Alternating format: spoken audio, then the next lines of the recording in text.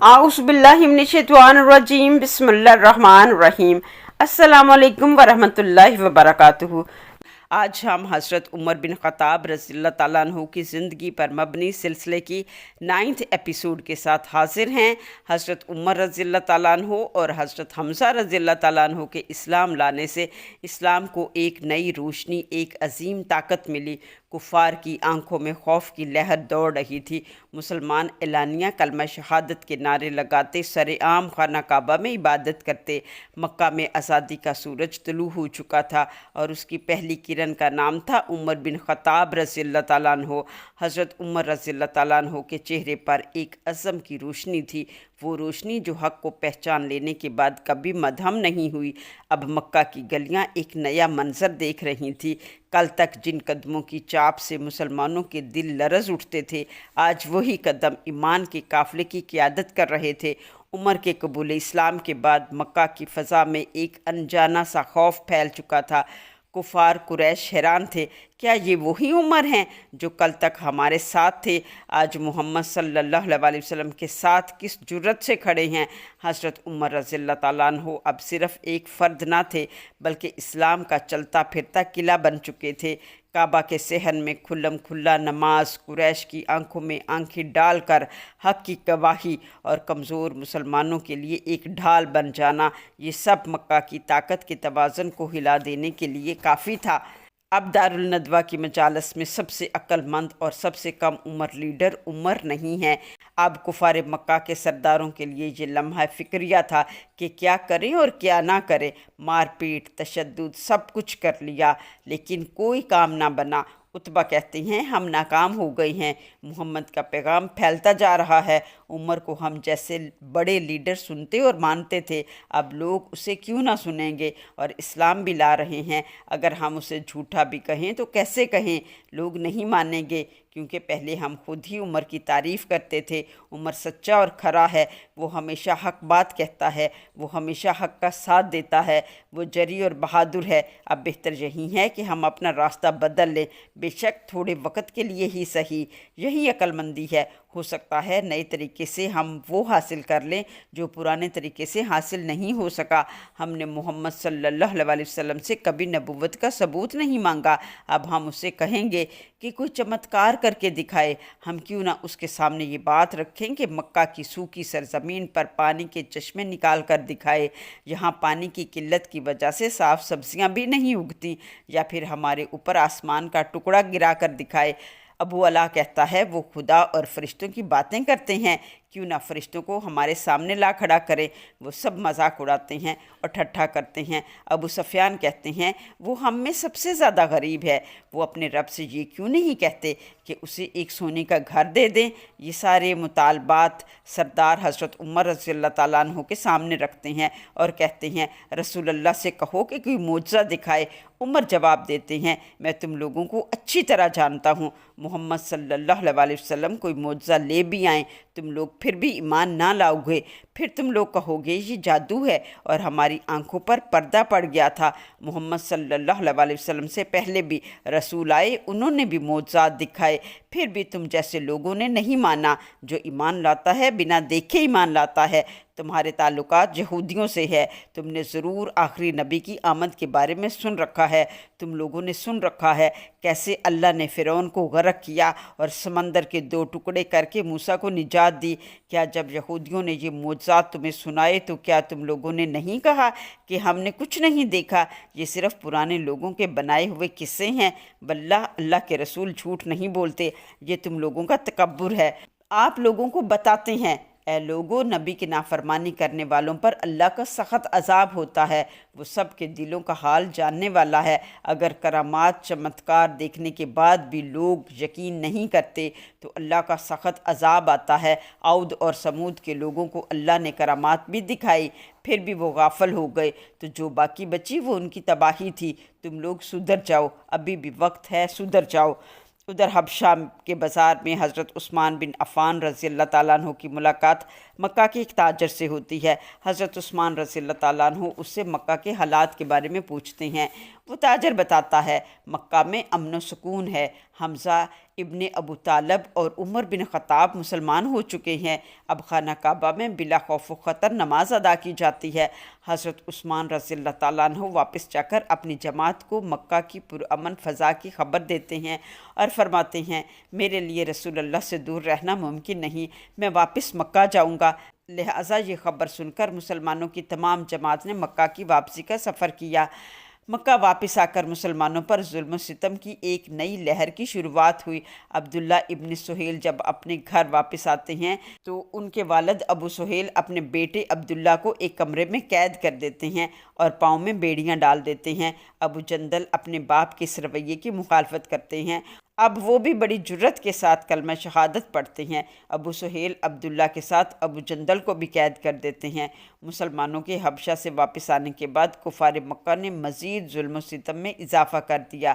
چند ماہ کے بعد رسول اللہ صلی اللہ علیہ وسلم نے دوبارہ مسلمانوں کو حبشہ کی طرف ہجرت کرنے کا حکم دیا۔ اس ظلم سے بچنے اور آزادی سے دین پر عمل کرنے کے لیے دوسری ہجرت میں قافلہ بڑا تھا، تقریباً 83 مرد اور 18 عورتیں تھیں۔ اس ہجرت میں حضرت جعفر بن ابی طالب رضی اللہ تعالیٰ عنہ کی قیادت میں مسلمانوں نے ہجرت کی۔ جب یہ قافلہ مکہ سے نکلا قریش کے سرداروں نے ان کا پیچھا کیا، مگر یہ لوگ سمندر کے راستے نکل کر حبشہ پہنچ گئے۔ حبشہ کا بادشاہ نجاشی ایک عیسائی اور انصاف پسند حکمران تھا۔ قریش نے عمر بن عاص اور عبداللہ بن ابی ربیہ کو تحفے دے کر بھیجا کہ مسلمانوں کو واپس کروا دے۔ نجاشی نے قریش کے نمائندوں کی بات سنی، لیکن فیصلہ کرنے سے پہلے مسلمانوں کو بلایا۔ حضرت جعفر رضی اللہ تعالیٰ عنہ آگے بڑھے اور ایک جرت مندانہ تقریر میں کہا، اے بادشاہ، ہم جاہلیت میں گم تھے، جھوٹ بولتے، ظلم کرتے، رشتے کاٹتے، کمزوروں کو مارتے تھے، ہم بتوں کو پوجتے تھے اور مردار کھاتے تھے، رشتے داروں سے برا سلوک کرتے تھے، طاقتور کمزوروں کو ستاتے تھے۔ اللہ نے ہم میں سے ایک رسول بھیجا، وہ اعلیٰ خاندان سے ہیں، ان میں سچائی ایمانداری ہے۔ انہوں نے ہمیں ایک اللہ کی طرف بلایا اور سمجھایا صرف ایک اللہ کی عبادت کرو اور بتوں کی پوجا چھوڑ دو۔ انہوں نے ہمیں سچ بولنے، ایمانداری رکھنے، رشتہ داروں سے اچھا سلوک کرنے اور رشتہ داری جوڑنے اور پڑوسیوں کے ساتھ اچھا سلوک کرنے کا حکم دیا۔ ہم نے حکم ماننا، حرام کاری کرنے، قتل و غارت کرنے سے منع کیا، یتیم کا مال کھانے، پاک عورتوں پر تہمت لگانے سے منع کیا۔ ہم ان پر ایمان لے آئے، ہماری قوم ہم سے بگڑ گئی، ہم پر ظلم و ستم کرنے لگی اور ہم پر اپنی ہی زمین کو تنگ کر دیا، ہمارے اور ہمارے دین کے درمیان آڑ بن گئے، ہم مجبور ہو کر آپ کی سرزمین میں پناہ لینے آ گئے ہیں۔ نجاشی یہ سب کچھ سن کر نرم ہو گیا، لیکن عمر بن عاص نے ایک اور چال چلی اور کہا، اگلے دن پوچھا جائے کہ یہ لوگ حضرت عیسیٰ کے بارے میں کیا عقیدہ رکھتے ہیں۔ اگلے دن یہ سوال کیا گیا تو حضرت جعفر رضی اللہ تعالیٰ عنہ نے سورۃ مریم کی آیات تلاوت کی۔ دربار میں سناٹا چھا گیا اور نجاشی کی آنکھوں سے آنسو بہہ نکلے۔ نجاشی نے کہا، یہ کلام اور ہمارا کلام ایک ہی چراغ سے نکلے ہیں، میں تمہیں کسی صورت واپس نہیں کروں گا۔ یوں مسلمان نجاشی کی سرزمین پر امن سے رہنے لگے اور قریش کے نمائندے خالی ہاتھ مکہ واپس آ گئے۔ اب ابو جہل اور دیگر کفار مکہ کے سرداروں نے ایک اور چال چلی۔ وہ نفرت اسلام میں پاگل ہو چکے تھے۔ قریش کو یہ احساس ہو گیا کہ محمد صلی اللہ علیہ وسلم کا پیغام اب صرف چند افراد تک محدود نہیں رہا، بلکہ مکہ کے ہر قبیلے اور ہر گھر میں سرایت کرنے لگا ہے۔ اسلام کا بڑھتا ہوا اثر دیکھ کر قریش نے طے کیا کہ محمد صلی اللہ علیہ وسلم اور ان کے ماننے والوں کو مکمل طور پر مکہ سماجی، معاشی اور خاندانی زندگی سے کاٹ دیا جائے۔ چنانچہ انہوں نے ایک تحریری معاہدہ لکھا جس پر بڑے بڑے سرداروں کی مہر لگی۔ اس معاہدے میں یہ طے ہوا، کوئی مسلمان سے یا بنو ہاشم سے شادی نہ کرے گا، ان سے کوئی خرید و فروخت نہیں کرے گا، ان سے میل جول اور تعلقات منقطع کر دیے جائیں گے۔ جب تک محمد صلی اللہ علیہ وسلم کو قتل یا حوالے نہ کر دیا جائے یہ بائیکاٹ جاری رہے گا۔ یہ معاہدہ خانہ کعبہ کے اندر لٹکا دیا گیا تاکہ سب دیکھ سکیں۔ آخر بنو ہاشم کو شعیب ابی طالب کی گھاٹی میں جا کر پناہ لینی پڑی۔ مورخین کے مطابق ان افراد کی تعداد 40 سے 50 افراد کے درمیان تھی۔ ان میں مرد، عورتیں اور بچے سب شامل تھے۔ ان में बनु हाशिम और बनु मुतलब ये दोनों ख़ानदान चाहे मुसलमान थे या अभी इस्लाम नहीं लाए थे, रसूलुल्लाह सल्लल्लाहु अलैहि वसल्लम की हमायत में इस घाटी में शामिल हुए।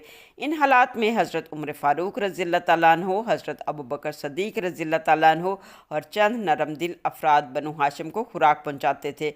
कुफार मक्का ने घाटी की तरफ जाने वाले तमाम रास्तों पर पहरेदार बिठा रखे थे ताकि कोई खुराक वहाँ ना पहुँच सके।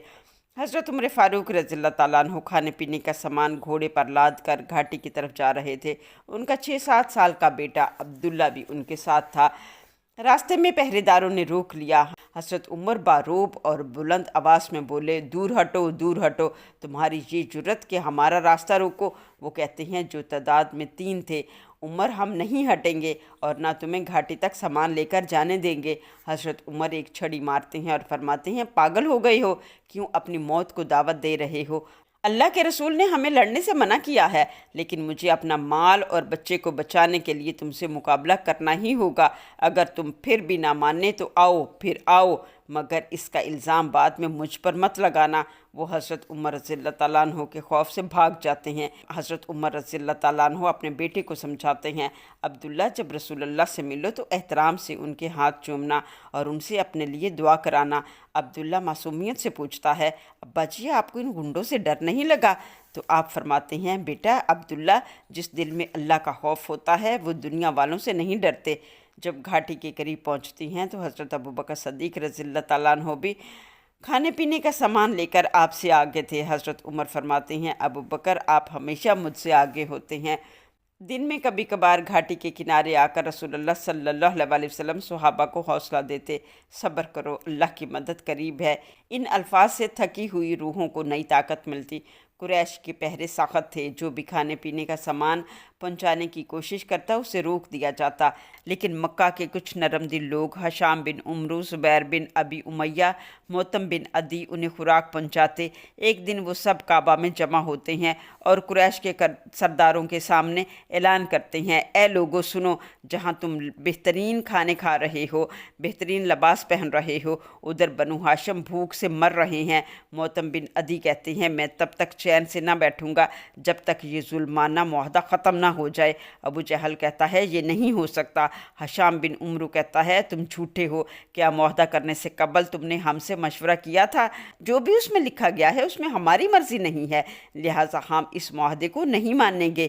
बल्ला, तुमने जो भी किया वो बिल्कुल गलत है। मुझे बताओ, तुम्हें इससे क्या हासिल हुआ? सिर्फ ये हासिल हुआ कि अब अरबों को पता चल चुका है कि हम आपस में बट चुके हैं। अरब कहते हैं, ये कुरैशियों को क्या हो गया है, अपने ही लोगों के ख़िलाफ़ हो गए हैं और अपने ही लोगों से बदसलूकी करते हैं। कैसे मोहम्मद और उनके साथी इन मुसीबतों को बर्दाश्त कर रहे हैं जबकि उन्होंने अपने तहफ़्फ़ुज़ के लिए एक उंगली तक नहीं उठाई। उन्होंने बेहतरीन इखलाक पेश किए हैं। जो भी तुमने कहा उसमें मोहम्मद और उनके सहाबा का कद बड़ा हुआ है और तुम्हारा कद नीचा हुआ है, इसलिए बहुत से अरबी उनके दीन की तारीफ़ करते हैं। अगर वो चाहते तो वो तुम्हारे साथ जंग का हुक्म दे सकते थे, लेकिन उन्होंने ऐसा नहीं किया। हम इस मुआहदा नामे की मुखालफत करते हैं और अब इसको टुकड़ों में फाड़ देंगे, खा इसका इंजाम जो भी हो। मोतम बिन अदी और हशाम बिन उमरू आगे बढ़ते हैं, खाना काबा का दरवाज़ा खोलते हैं, देखते हैं मुआहदे को दीमक चाट गई है, बाकी नाम बचा था सिर्फ अल्लाह का। वो कागज़ का टुकड़ा लेकर बाहर आते हैं और कहते हैं, लोगो देखो, ये मुआहदा ख़त्म हो गया है। बनु हाशिम के कबीले से कोई बाइकाट नहीं है। हम इस ज़ालम अहदनामे की तज़लील करते हैं। हज़रत उमर रज़ियल्लाहु तआला अन्हु और हज़रत अबू तालिब भी वहाँ मौजूद थे। हज़रत उमर रज़ियल्लाहु तआला अन्हु घाटी की तरफ भागते हैं ताकि ये ख़बर मोहम्मद सल्लल्लाहु अलैहि वसल्लम को दे सके। हज़रत उमर हज़रत हमज़ा और हज़रत उस्मान से मिलते हैं, उन्हें बताते हैं कि अहदनामा ख़त्म हो गया है, अब हम सब अपने घरों को जा सकते हैं। हज़रत अबू तालिब भी मेरे पीछे आ रहे हैं। सारी घाटी में अल्लाह अकबर के नारे बुलंद होते हैं। आप फरमाते हैं, लोगों उठो और अपने अपने घरों में जाने की तैयारियां करो। 3 साल के बाद ये मुहासरा ख़त्म हुआ। हज़रत उमर रज़ियल्लाहु तआला अन्हु ने अपनी जान की परवाह किए बग़ैर मोहम्मद सल्लल्लाहु अलैहि वसल्लम और सहाबा की खिदमत की। 3 साल वो दिन रात घाटी के चक्कर लगाते रहे, जहाँ तक मुमकिन हुआ उन्हें खुराक पहुँचाई। इसी साल हज़रत अबू तालिब दुनिया फ़ानी से कूच कर जाते हैं। आखिरी लम्हात में हज़रत अबू तालिब रज़ियल्लाहु ताला अन्हु हज़रत मोहम्मद सल्लल्लाहु अलैहि वसल्लम से फरमाते हैं, ए मेरे भतीजे, जहाँ तक हो सका मैंने आप सल्लल्लाहु अलैहि वसल्लम की हिफाजत की। चाहता हूँ थोड़ी ज़िंदगी और मिल जाती, इसलिए नहीं कि मुझे ज़िंदगी से प्यार है, बल्कि इसलिए कि मैं मज़ीद कुछ दिन और रसूल अल्लाह के साथ रह सकूँ। मेरे बाद मेरा बेटा अली, आपके चचा हमज़ा और अब्बास आप सल्लल्लाहु अलैहि वसल्लम के साथ रहेंगे, कभी आपका साथ ना छोड़ेंगे। जब कभी आप मेरे बेटे जाफ़र से मिलें तो उन्हें मेरा सलाम कहना और उन्हें बताना कि वो वही करें जो मैंने अली के लिए कहा है। हज़रत उमर रज़ियल्लाहु ताला अन्हु मक्का से बाहर जाकर तजारती काफ़िलों से मिलते हैं और उन्हें इस्लाम की दावत देते हैं। आज के लिए बस इतना ही। नेक्स्ट एपिसोड में हम जानेंगे हिजरत मदीना के वाक़यात और हज़रत उमर रज़ियल्लाहु ताला अन्हु के किस्से। ये सब जानने के लिए हमारे साथ जुड़े रहें। मिलते हैं नेक्स्ट एपिसोड में, तब तक के लिए अल्लाह हाफिज़। Stay blessed.